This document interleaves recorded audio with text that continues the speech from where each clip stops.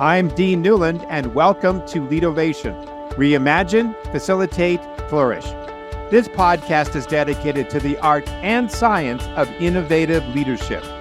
Through insightful interviews with industry experts, I bring you cutting-edge strategies and experiences of innovative leadership, helping you think differently, act strategically, and achieve remarkable results. Join me as I provide insights and tools that empower you to make smarter decisions, forge meaningful relationships. Welcome to Leadovation.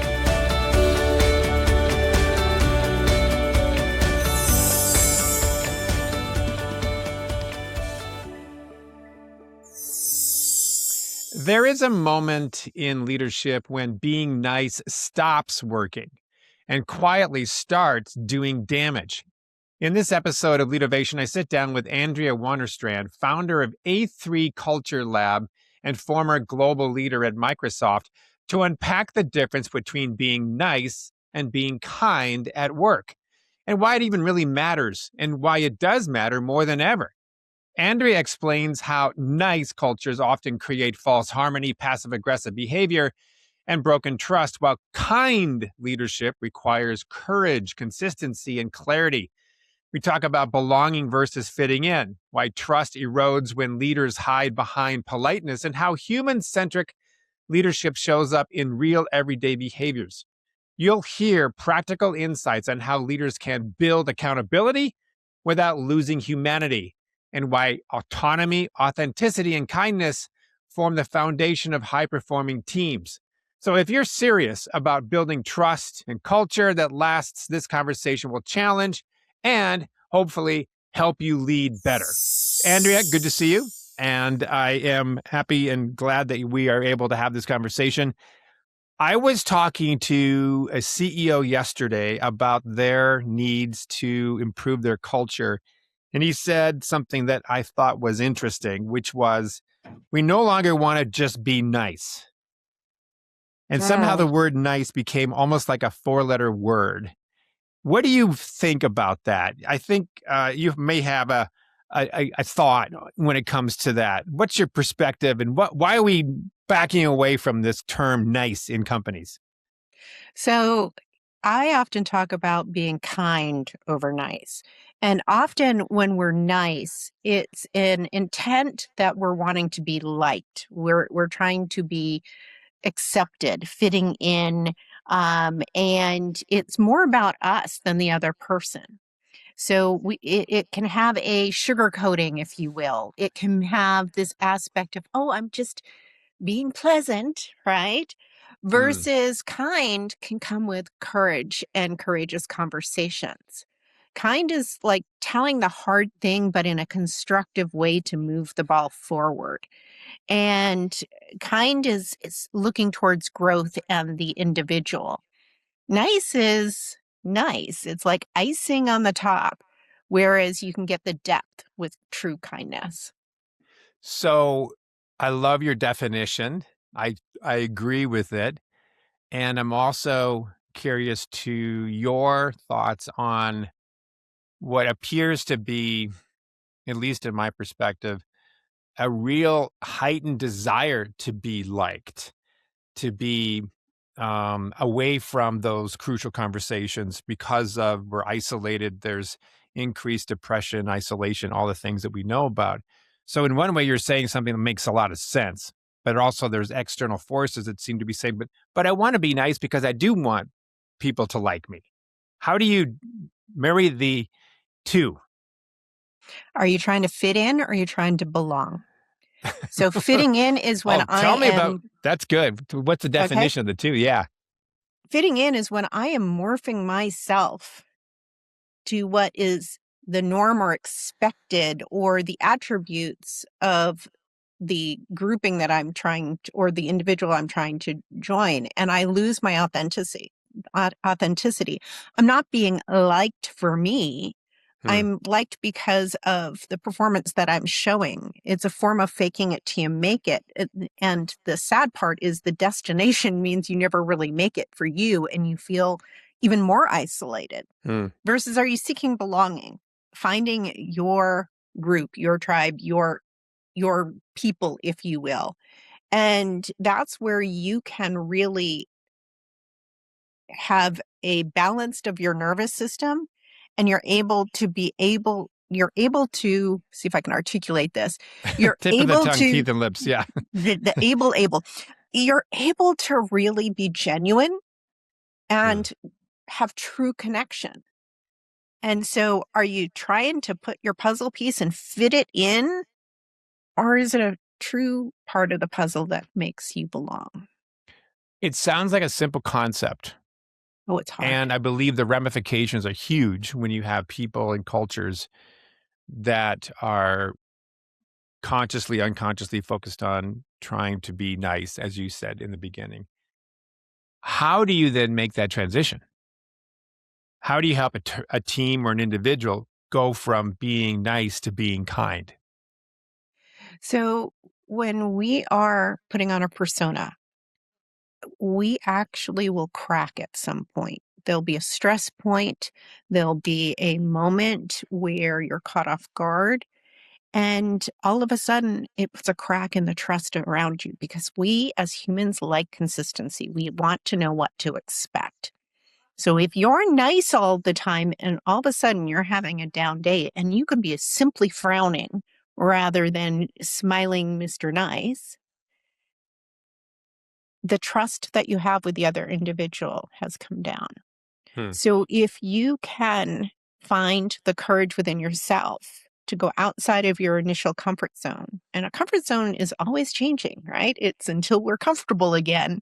And when we push ourselves out of our comfort zone to be ourselves in a way that's appropriate for the environment, like we don't have to overshare, as Brene Brown says, but when we can share ourselves in a way that's consistent, especially in leadership, people know what to expect from us. Even if the bottom falls out, they have some consistency and even keeledness about their experience with us. And you're going to be able to have that trust over the long haul. Because once you lose trust, it's hard to get it back. So that niceness is only going to hold you so long. And when something fails, it's not if, it's when. Hmm. Are you going to be able to be nice in that moment, even though all your other emotions throughout your entire nervous system are telling you that you're mad, you're angry, you're frustrated, whatever that might be? What does a nice culture within a company look like? How would you know it when you walked in the door? There's a lot of pleasantries, yet there's a lot of tension. Hmm. Like false harmony. Um, Sometimes the words passive aggressive behaviors are used to Yeah. describe it. Understood. Yeah. But there is a Venn diagram here, right? Andrea, Mhm. there are behaviors that are consistent with the term nice, but also consistent with emotional intelligence, friendliness, inclusivity, recognition, all those things. So they do it's hard to sort of know where you are sometimes because they do have places in both definitions. Yeah, and that's where I have the affinity for the word kind. Hmm. That edge of, are you doing this from kindness? And is it with the intent to serve the other or the org versus self-serving? And it doesn't mean that we aren't jovial, collegiate, engaging, and, nice on some levels. But Hmm. it's the sincerity of it. It's the motivation and the driver. And that's where the definition of nice is, I just don't want to hurt their feelings here. Yeah. Because I do a lot with performance reviews with leaders and how to have the conversations that lead up to the annual or quarterly review. Hmm. So there's not a surprise. They're like, well, I didn't want to hurt their feelings. Well, okay, great. But now at the annual review, you're really going to hurt their feelings, right? Yeah. Yeah. So You where's the prolonged it. kindness in this all along?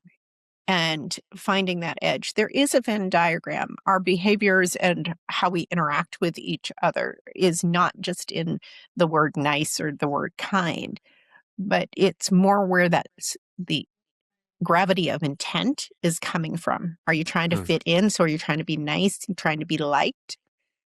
Or do you want to be respected and appreciated for the kindness that you serve someone that they're going to remember beyond today when you're smiling at them? What do you see? I know you've done work with Microsoft, Meta, other big boys and girls out there.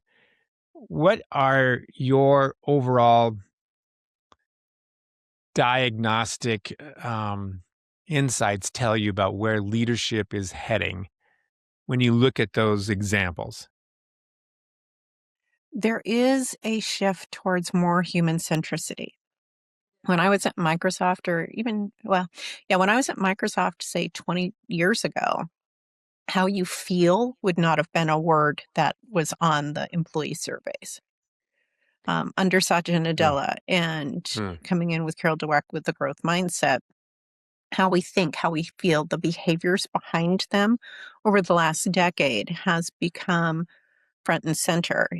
In 2020 ish, they put the manager expectations model in place. And that was the expectation of a manager to model, coach, and care. And a Hmm. lot of the managers struggled with, what does care mean? And, do I have to throw parties? Do I, like, what does this mean? And this is all pre COVID. Um, and the aspect of care really came down to, you don't even have to like them, but you do have to treat them as human beings. So there is a movement in the dial, in the aspect of becoming more human centric. I think we took the pendulum for empathy as appropriate during COVID, and that had its own consequences. But now there's this, everyone come back to the office because I got to see Yes. you in order to know that Yes. you're working, or our cultures only work if you're here. And there is benefits for certain in stage of career, especially early on, so that you have exposure and it's more in the organic moments. But I've also seen many companies, especially even multinationals like a Microsoft that's been around for a long time, they can have cohesion across teams that are not even on the same continents. Hmm. So it's finding the ways to work and how we work and what is accepted in how we work is the real levers within the cultures today. And when you say within the cultures today, does that mean that that would be a part of how you would define, in part, that human centric approach to leadership? Yeah, I think the how work gets done is the catalyst for truly a culture. Do you Hmm. accept certain norms within your group? Does somebody carry the load more than others? Is there true accountability? So, do you have authentic leadership happening? Do you have autonomy to actually do the work that they've been hired to do? And then do you hold them truly accountable no matter what level in the organization they're at?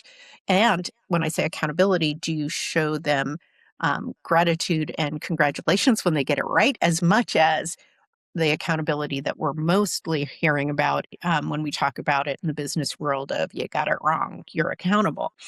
So the leadership is really dependent on how they communicate, what mindset they have, and the emotional intelligence, especially their own emotional regulation and how they show up with others.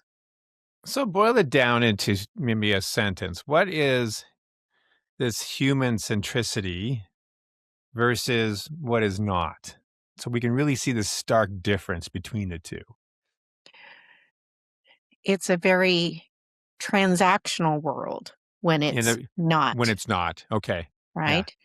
Versus even how we interact with customers has become more and more of a advisory service because customers can go and get the facts on the website these days. Gartner's Yeah. shown us from a sales perspective that like 70% of the decision making process plus is already made by the consumer. What they're trying to do is get validation. Yeah. Yeah. So even if you look at organizations and how they interact with their clients, this human centricity, the validation, the consulting, the advising, the thought leadership of where to go next in this very fast changing world, especially with the advancements that we're seeing now in technology compared to what was there 5 years ago. Hmm. That human centricity is there, and you're not going to have it with your clients if you don't have it within your own organization. That's what I'm seeing too. I mean, there's a greater interest in walking our talk, in being the product of our product, in not just doing these tasks and performing a certain level of service to our clients, but that we actually do the same within our company. So, what's your thoughts on? There's another kind of movement that seems to be a part of what you're talking about, which is the bringing together of customer and employee experience under a canopy of what you might be called human experience.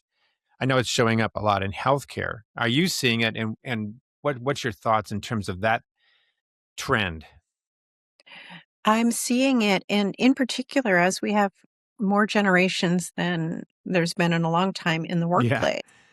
So last June of 2025, I went to the Fortune Workplace Innovation Summit. There was about 100 or so leaders from across the globe. And there was a Mm, panel of multi-generational individuals, and they were talking about this exact thing, what's expected in the work environment. And I'm a Gen Xer. I'm not a boomer, but I'm a Gen Xer.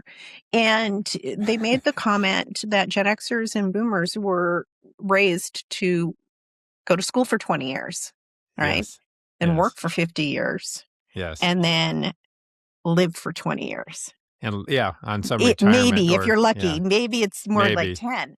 Yeah. And there was an actual alpha on the stage. And they said, the thing is, I want to live for it all. Yes.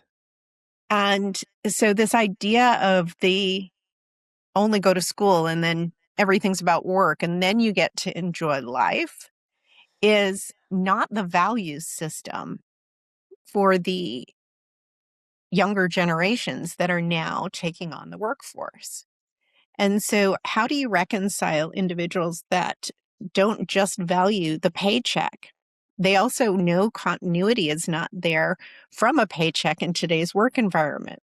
So they're taking on more portfolio. They're making investments. They're doing side gigs and regular gigs. Mm, And so this matrixed work environment for them from making a life makes them not be as compliant as maybe us Gen Xers were mm. for our working environment.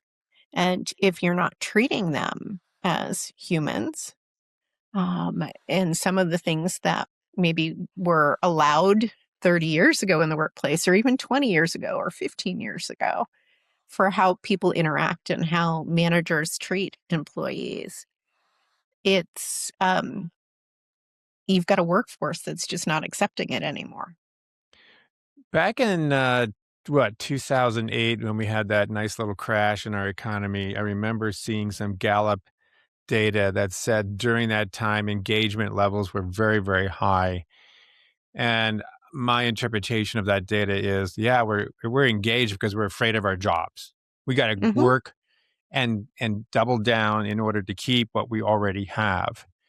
And then after that particular downfall in our economy happened, maybe about 2012 or so, the engagement levels went back down again.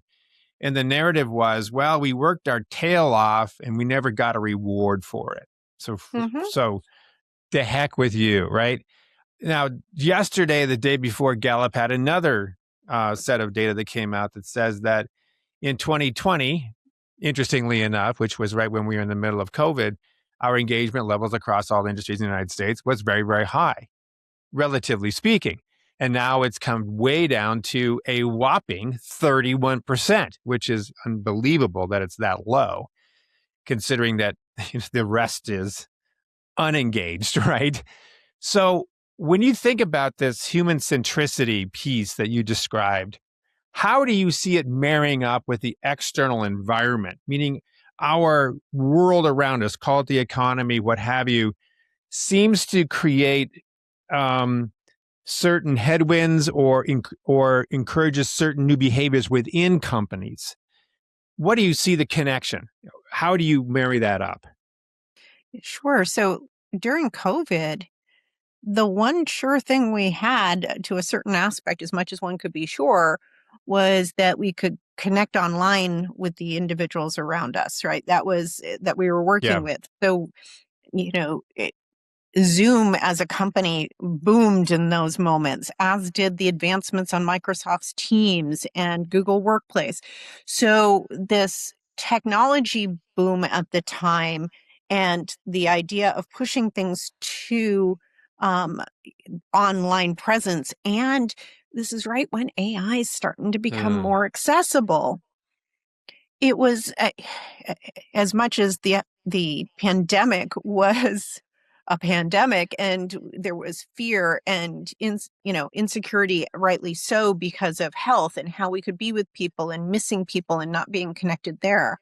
The economy all of a sudden had a new venue to boom, and so our workplaces were relatively stable. And we also saw our employers being more concerned about us Mm. than they'd been before. Yeah, it's true. Now you push forward and, it's 6 years after the pandemic. Lockdown is almost coming up on its 6-year anniversary here as you and I are getting Yep. ready to launch this in the spring of 2026. And there is a desire to go back to the way it was from some organizations. Like, I need to see you in your seat in order to know Yeah. that you're working. Our Yes. cultures only work when you're here. Yes. And there's a loss of autonomy with that, right? Not to say Right. it was never abused or anything like that. There are cases there, but that shouldn't Sure. ruin it for everybody else. Right. And that disengagement is, I just went through 6 years where maybe I lost loved ones. I was fearful of losing loved ones. My relationships changed. I feel less disengaged. You were much more empathetic, Mr. Employer, than you were before. And now it's all about bottom line. And there's this technology. Is it going to take over part of my job? So it is very much connected. Dan, I think there's this aspect of a domino effect for the behaviors that we think are appropriate for the time, but the whiplash of going from the extremes within less than a decade is really having that impact that we're seeing right now. And thus you get 31% that are engaged. Yeah, no, because on one hand, we do want to bring people back and connect maybe as a whiplash to COVID and being sort of sequestered in our own Hmm. basements doing work. And we know that the culture is better when we see each other. You mentioned Zoom. I think even Zoom, I don't know what year it was, but they were one of the earlier ones, ironically, to bring people back. So, but then the other thing is you keep seeing things in the newspaper of, even yesterday, the day before, Amazon's going to be, slashing another 12, 13, 15,000 people. That's the second time they've done that. AI seems to be taking over positions whereby now we can lean up, and certainly shareholders are going to be happy, but we're going to lose good people in the process. So on one hand, if you take a look at all this, you could say, yes, we're at a stage where we need to be more human centric. And then the other hand, if you look at sort of the patterns of our economy, and I'm not, an expert on this, you would say, well, we're in the driver's seat as companies, and therefore, they're coming to us versus we going to them. There is no longer the great resignation, where we were afraid of losing people. We have enough people. In fact, we have too much. So maybe we don't need to be quite as human centric and spend all this extra time because our teams are full. What's your thought? For now, right? So they overhired. Over, yeah, Right, your Amazons, your Facebooks. It was Facebook when I worked for them, then they became Meta before I left. It, yeah. they all overhired because there's a shortage, so we're going to gobble up all the great people, and now that's happening. We Mhm. need humans. I don't see AI replacing all of us anytime soon. Maybe replacing us for things so that we can do the things that only humans can do at this point. But there's an arrogance to say, I don't need you now. And I needed you a few years ago and I hired too many of you. Mm. And now I don't need you now because I'm getting more efficient. And what happens in another 6 years? That pendulum, if we look back over the last, 30 years, ebbs and flows. And the one thing I do know about us humans is we have long memories. Yes, we So, do. and there's a lot of emotion tied to our memories. Yeah. And it's just serving what the alpha generations already believe is that if they don't take a stand, they're not going to get it. And they need something, they don't want to end up like their parents and their grandparents. Mm. And they also are not making as much money as their parents and their grandparents in perspective of the dollar value of the day. Right. So they're having a harder time owning houses and doing things. So why should they work for less and be treated less? So long answer Yeah. to your question, it's a Yeah. for now. And Yeah. we should have longer memories if we really want to look at the growth of our companies. You talk about the different generations. I heard something recently, a few days ago, that the cognitive power or level of baby boomers and Gen Xers and so forth were at a certain point, but now we're seeing for the first time, for lack of a better way of putting it, our kids are dumber than their parents. For the first time since recorded history, I think since back in 1890 or something, we started recording this. Every year, the next generation gets a little bit smarter, and now we're seeing a decline, which is like, wow. What's your? I mean, is that what is the cause of that? Because that has everything to do with a company's ability to be successful in many ways, for leaders to be successful. Training and development, the world that you and I live in, is going to be affected by that. I'm even seeing that basic skills in communication, which I thought were sort of ubiquitous and understood by all, are needing to be revisited or even trained on for the first time, where a generation or so before would have just already had that. What's your sense of this?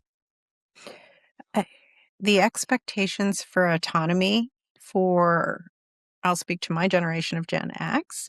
I was in the latchkey kids, right? I mean, Yep. and, we had to be pretty self reliant in certain aspects. And then you have generations for what would be our kids and younger, where their concept of helicopter parent, like Hmm. my parents being helicopter parents, that's kind of funny. Right. It's not that they didn't care about me, but what they had to do in their work hours and what was available.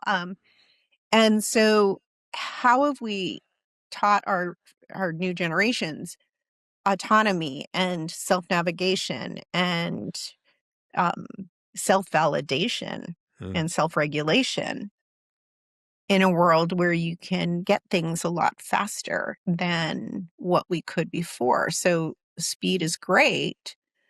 But the waiting for a certain episode that you like that is only shown once a year, and you like block the calendar and you go and sit and you wait in front of the TV for that. That's a foreign concept Uh-huh. to like the the work population that's coming out of the college levels today. Yeah. So Yeah. how have we taught them autonomy and self-reliance is the biggest question I have. I don't have any research to back that up, but Yeah. that's my observation as I've worked across multinationals. This is not just a US challenge, it's a global challenge. So you've got a model that might kind of speak to this. I think it's about authenticity, accountability, and autonomy. You mentioned autonomy. Could you speak to that? I mean, you've got obviously, there's a lot of coaches out there, right? And we all are doing fantastic work. And then we sometimes create our own brand and our own methods and our own models that we've found that works. What's yours that seems to be what you keep coming back to, that people keep feeling is getting good results? Sure. The A3 Culture Lab, my company, was born out of really my reflection on the work I did in corporate America. I had the privilege and daunting challenge of running the performance management program globally for Microsoft, and prior to that, Hmm. T-Mobile. Hmm. So I've seen the good, the bad, and the ugly of how people have had accountability conversations at all levels of organizations. And what I find as I look at, and then I've worked in leadership development for 20 years. So when I look at a manager's capability to really have a high performing team, the three things that I saw was you have an authentic leader, someone that an employee would go, wherever they go, I'm going to go work for them, Hmm. right? They have consistency in their presence. They actually are engaging the employee as to what do they think about things, helping them grow and develop, and not having them only dependent on how they do things, but really having that growth mindset. And that is where spur autonomy. You have them own their own work, if you will, for what they've been hired for. And that autonomy spans it. And I don't mean autonomy by there you go, and you're off and running, and I'm going to Right. not be there. It's there in a supportive nature.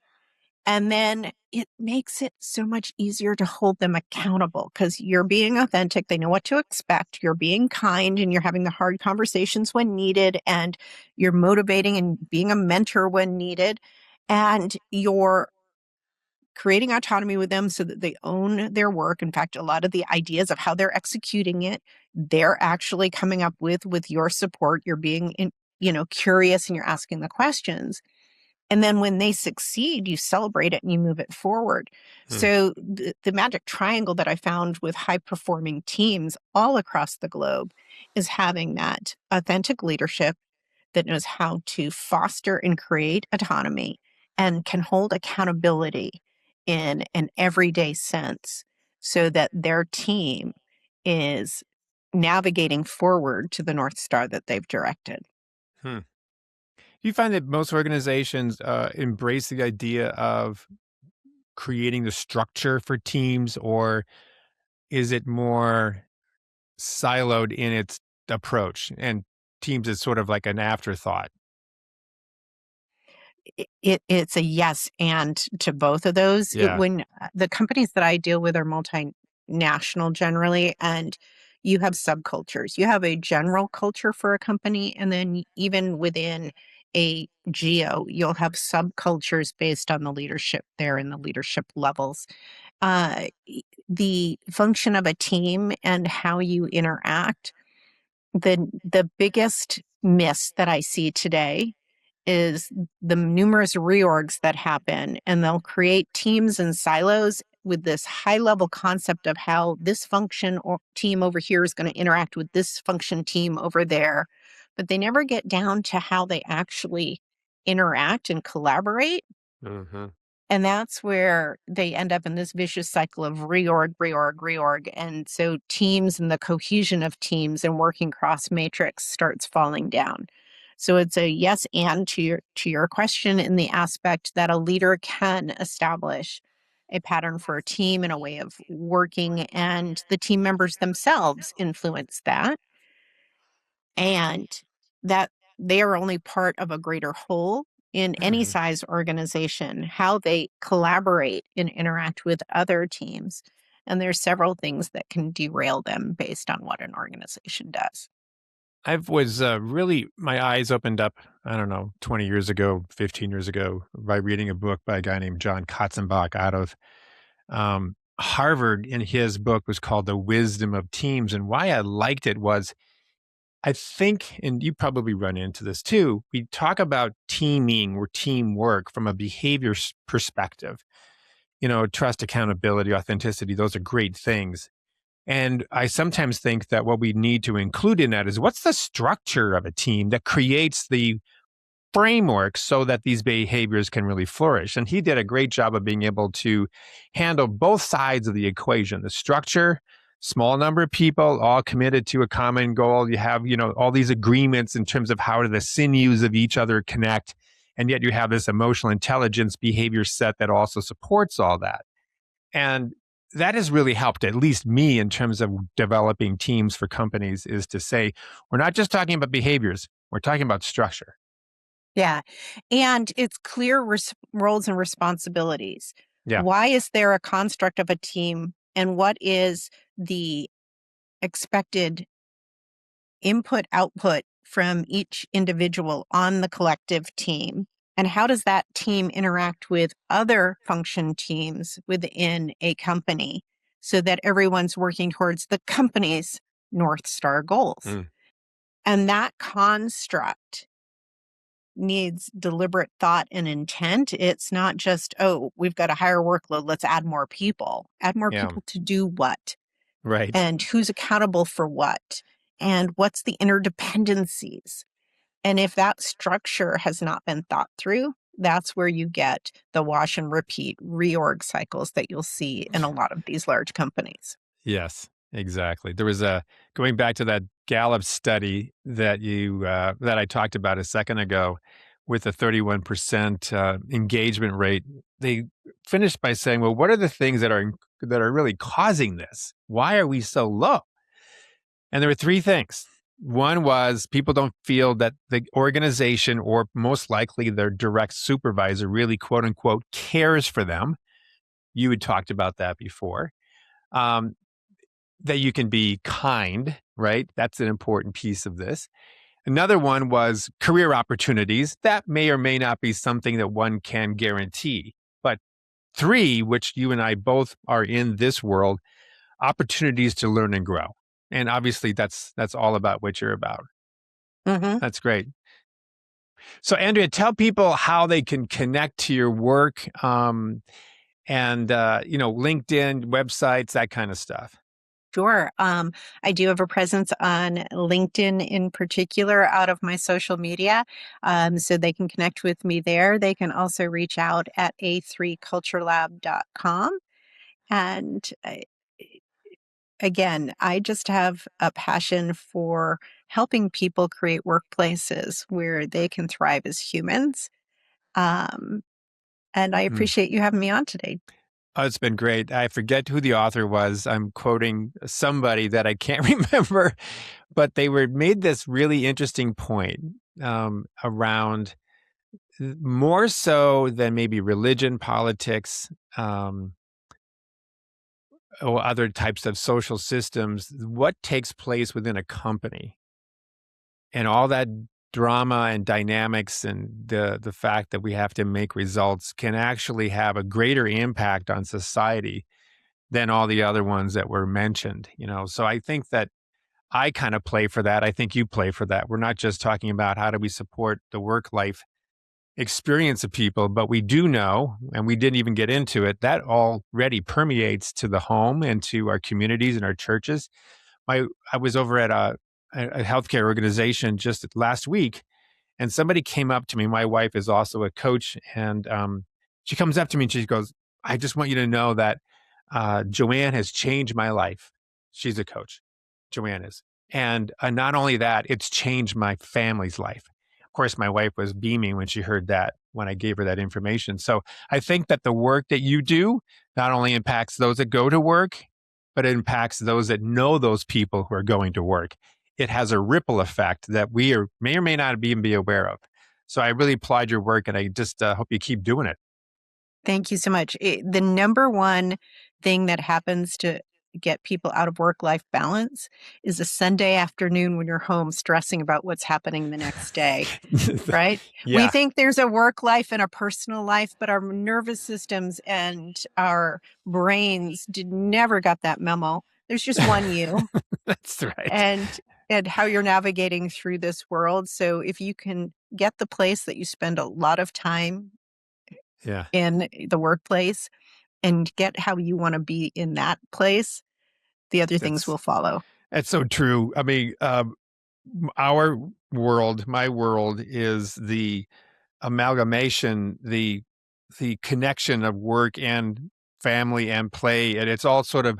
I liken it to a clothes dryer with the socks kind of falling around the underwear. It's all sort of connected, because I remember really being clear that we were over in, I guess it was Italy a couple of years ago, and I had 3 or 4 weeks of no work at all, which was fantastic for the first week or so. And then I ended up calling up my assistant and said, I'm going to integrate some of the work into this experience because that's the way we normally work anyway. So did a little writing in the book and, that kind of stuff, not clients and so forth, but point really well taken. We don't have the separation between work and home. It's all part of the same thing. Anyway, Andrea, it's great to talk to you. Thank you so much, and enjoy your little island of paradise there off Seattle, and your gardening. May you have a great spring. Thank you, Dean. Same to you and yours. Hope to get down to Bend, Oregon sometime here soon. Come on by. All right. You take care. Thank you for listening to Leadervation with Dean Newlund. If you enjoyed the show, please subscribe, rate, and review on Apple Podcasts, Spotify, or wherever you get your podcasts. If you'd like to learn more about Dean or Mission Facilitators Leadership, go to mfileadership.com. That's mfileadership.com, or check the show notes. Reimagine, facilitate, flourish. Transform your leadership success with Leadervation.